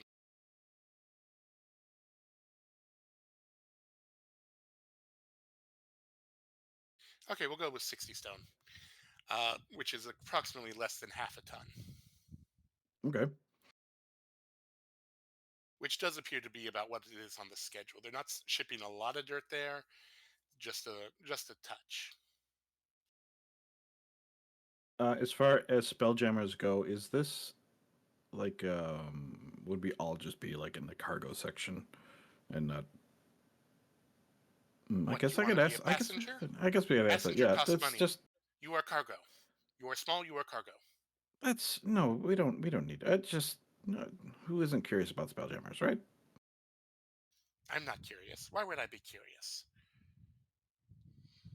There's more clicking sounds, slightly agitated at that. Don't look, don't look, don't look at whatever that is. What? Stop! No, that's me thinking. I'm thinking this. You're in Stop my think- mind. Stop thinking. Oh, stop thinking. Spelljammers are trouble. Spelljammers cause accidents. Spelljammers are a pain in my ass. You wouldn't have a job if it wasn't for spelljammers. I wouldn't have a job, except they pity me. And they don't think I'm good enough for the rest of the experiments. Why would they pity you? You seem extremely efficient. I am extremely efficient. I was aiming for efficiency coordinator. The bugbear beat me out. Just because of a small. Politics, huh? There is some very agitated, not clicking, skittering that you hear. Sure, politics. Hmm. You know something? Cargo doesn't talk.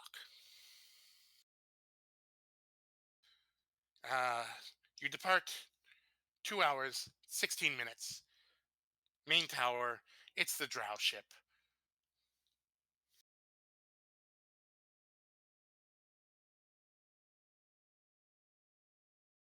Cargo doesn't talk, so I'm not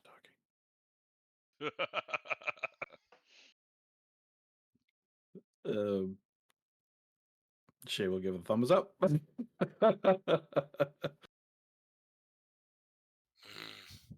Now go. I have other things to deal with, more important things than unexpected cargo trips. This whole Exodus project is ridiculous. It takes way too much effort. See how fast Exodus that was? project? That was extremely efficient. I don't understand why people told us to avoid you. Do you say that out loud?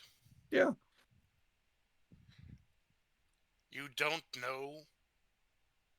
She is going to huff out her nose as if like a horse.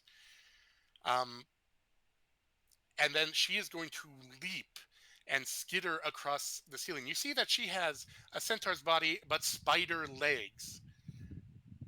Really disturbingly large. Not 6, 4 spider legs in place of her regular horse legs. And she just comes up over the ceiling and looms over you. This is why. That's a cool party trick. Is that a party trick? That stop. Well, it is. Look, I'm not trying to be insulting. It's. I wish I could walk on the ceiling. It's you could have stopped it cool. Okay, I will. Get out. Okay, Susan. Look, if you don't want friends, it's fine. We're just trying to be nice, okay? She is going to leap and twist so that she's back on the ground. And what's your AC, Shay? 15. Fortunately, you're short, so her spider leg that goes to kick you literally kicks over your head. Ouch. Ah. Good one. I told you it was a cool party trick. Okay. Goodbye, Susan. She snorts again, and you see a bit of green smoke appear out of her nostrils this time. She's just glaring at you.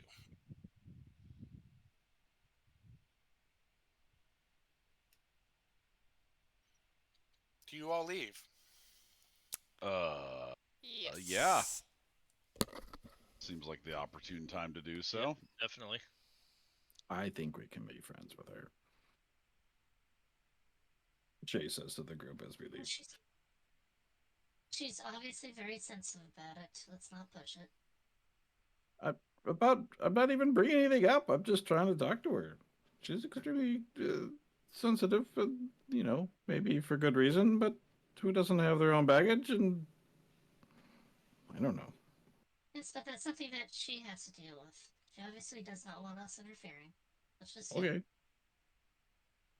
You hear skittering noises as she returns to her position behind the desk. You also hear some muttering in. Do any of you speak Undercommon?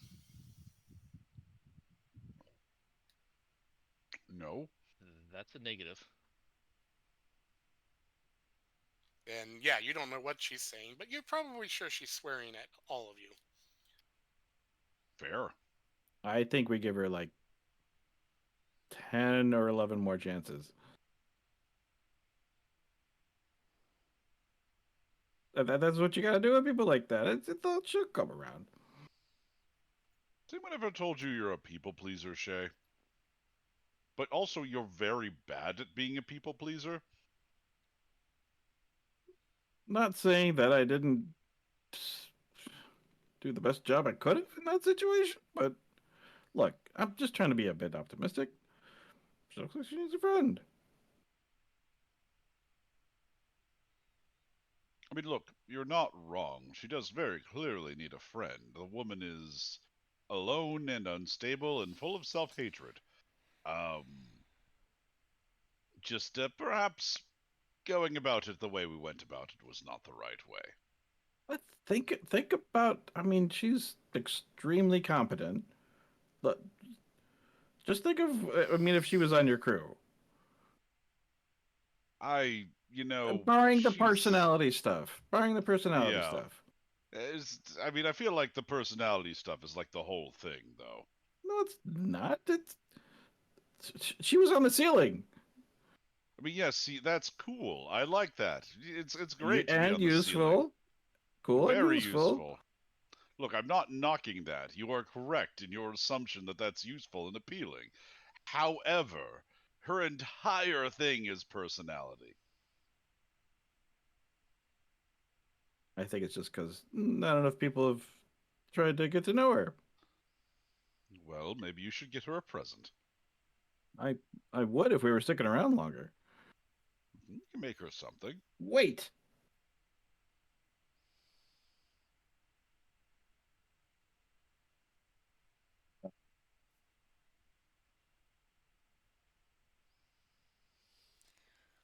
Godwin, if you're saying something, we Oh, can she's hear you.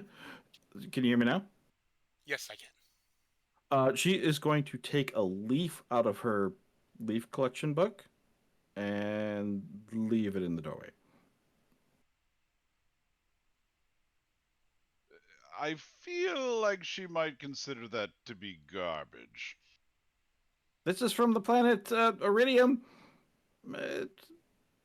Probably haven't seen it. Just a gift, parting gift.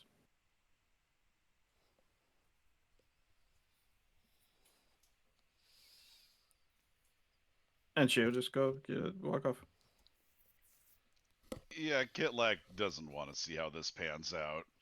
He's also going to She's walk not. off. Yeah, she's not waiting to for gratification or anything like that. She did what she did and she's leaving. All right. You two are leaving. Genevieve, Yes. you absolutely feel when Melody leaves your shoulder, seems to zip to the ground and come back and seems to be devouring the leaf. Genevieve just scratches Melody's head.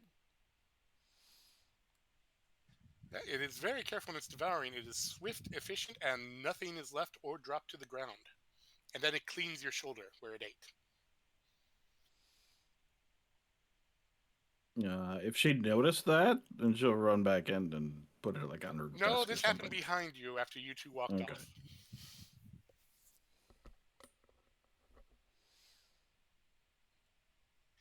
So you have 2 hours or so. Do you just want to head back to the Spelljammer Tower, or do you want to do something in the meantime? Your choice. I'll give the helmet to Cassie just in case she wants to work with it in the meantime. I'm not even sure if she had it, but I think she did because she was looking at it in the crab car. Well, while I would like to work on it, I still don't have the proper tools.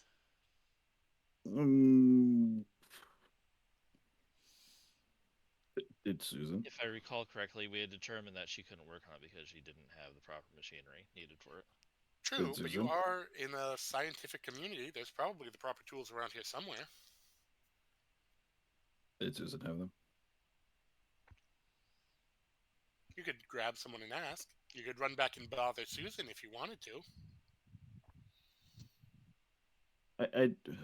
Shay doesn't actually know what Cassie needs, so I'll leave it up to Cassie. Well, we could find you tools. What do you need?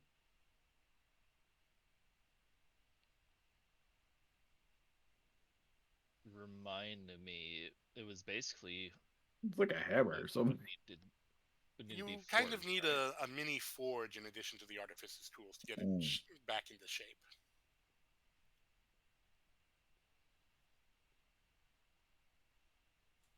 Yeah, that's kind of the problem. I would need a forge of some sort, and those aren't exactly portable. Yeah, but the space whale. I mean, they make their own equipment here, you think, so... What if you like, but this is the wrong term, but barbecued it on the space wheel, like a marshmallow. Camping. Have you guys ever camped? You guys should camp. Be a bad idea. That would be a bad idea, Shay. They What is- probably have a forge around here if they're making their own machines. I'm sure they do. How much time do we have, though? About 2 hours, 10 It's minutes. not a simple task. 13 minutes. Yeah, it's not a simple task.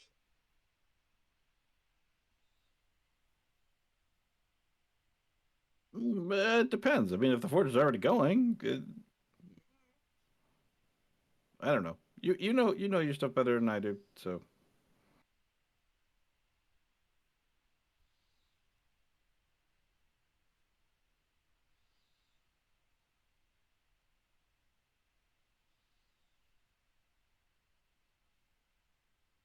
But a working helmet is better than not. Maybe you could do it in. Can you do it in stages?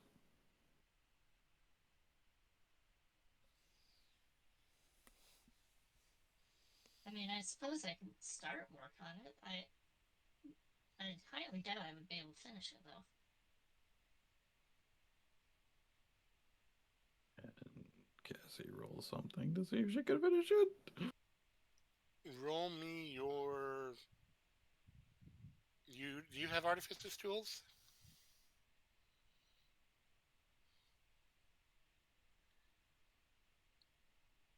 Let's If see. not, I have Tinker's tools, if that's what you're talking about. that's and what I have mean. Smith's Yeah. tools. Yeah. You could roll your tinker's tools to try and figure out how much time you need.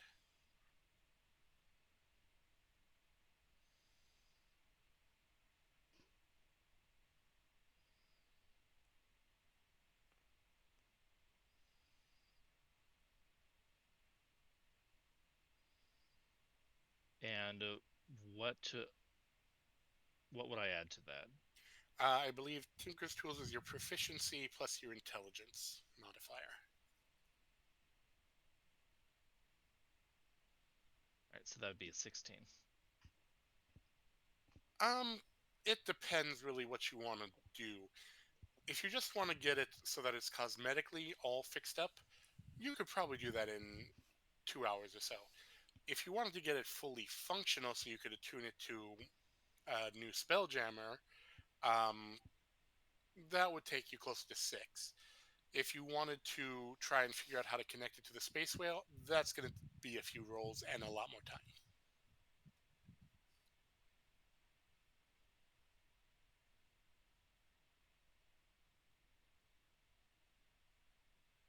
All right, so here's my question. Do you remember what rarity a Spelljammer helmet is? What? Sorry. What rarity it is? Give me 1 second.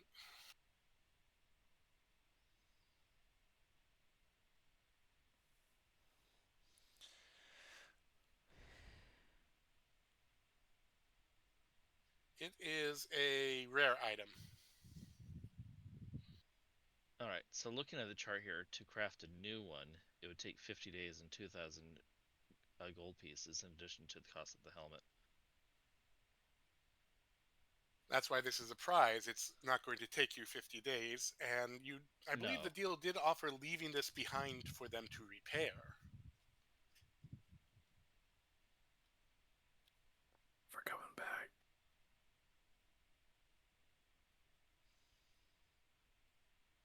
So, yeah, like I said, I can start work on it. I mean, I'm not gonna be able to do much.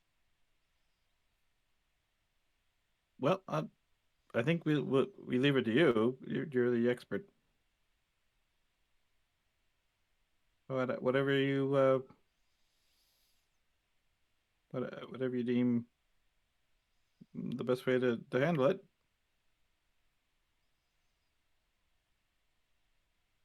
I think I just gave you my answer. Okay, it's on you. You've got the helmet. Go and do whatever you want.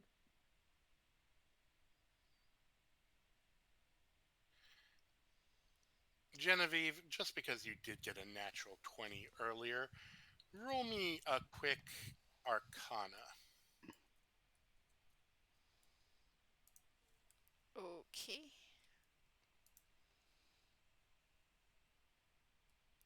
Non-nat 20. You have a thought brewing in the back of your head. You need to pick at it a little, but you might have an idea of maybe another method of communication. But you're going to have to ponder it a little. Okay.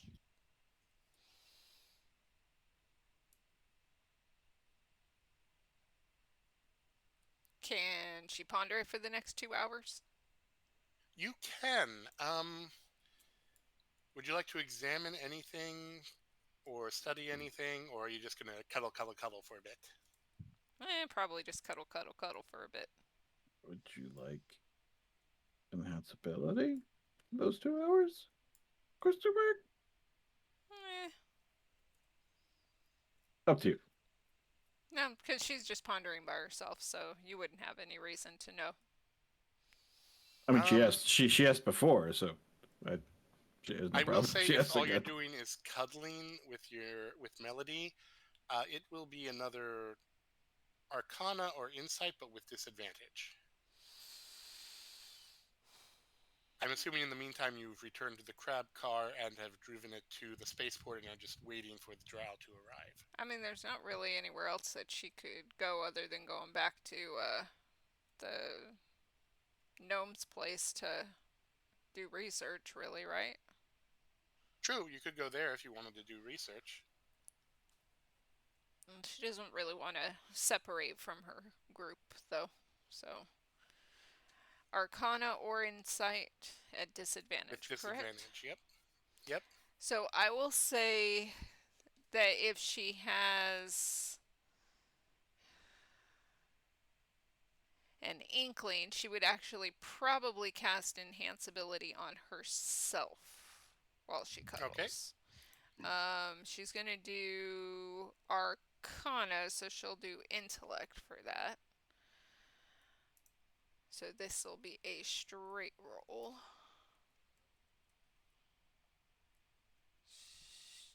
Another non-nat 20.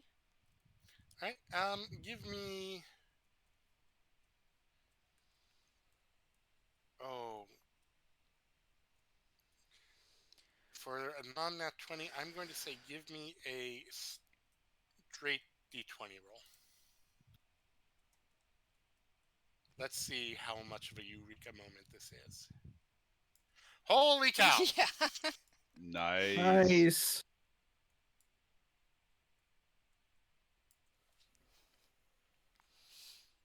All right, you're going to want to take notes for this one. Oh, You hold are... on, hold on. Let me get my notes out.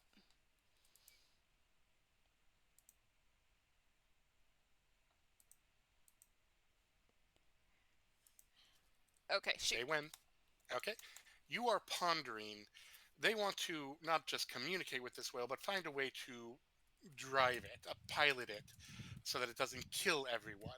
So, in addition to communication, you're going to need either some sort of spell jamming capability or someone who can commune with the Solar Kandori in such a way that you have some sort of symbiotic relationship.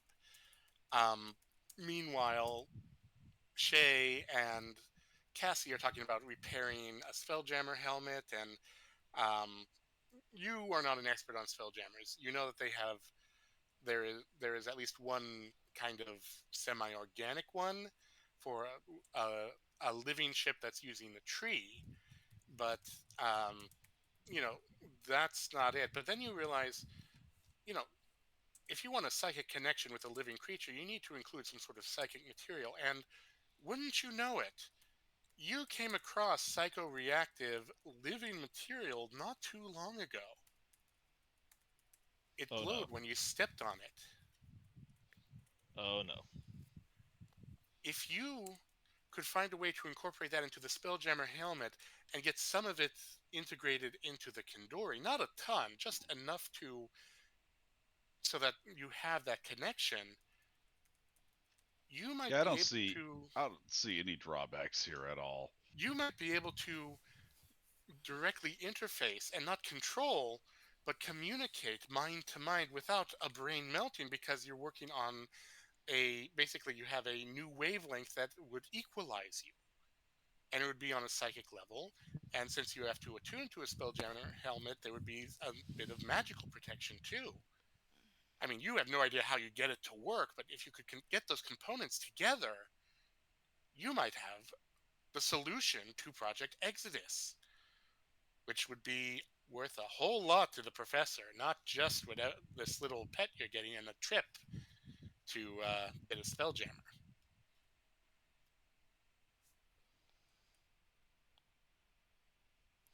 All you have to do is figure out the integration and cultivate more of it, because you only have a small sample right now. I do only have a small sample.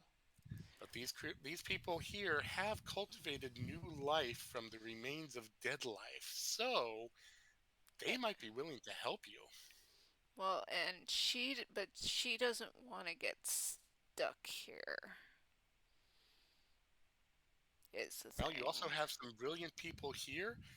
You could also try and source other insight or knowledge of where to do it and get it done quickly. You just have to figure out where. And that's something for you to figure out over the next week, because we are Next going to stop there week. tonight. As Genevieve has a eureka moment, the rest of you are in the crab car and the drow ship arrives. Thank you for joining us. I think we're back again next week, and have a good week, everyone. Thank you. Thank you. Thank you.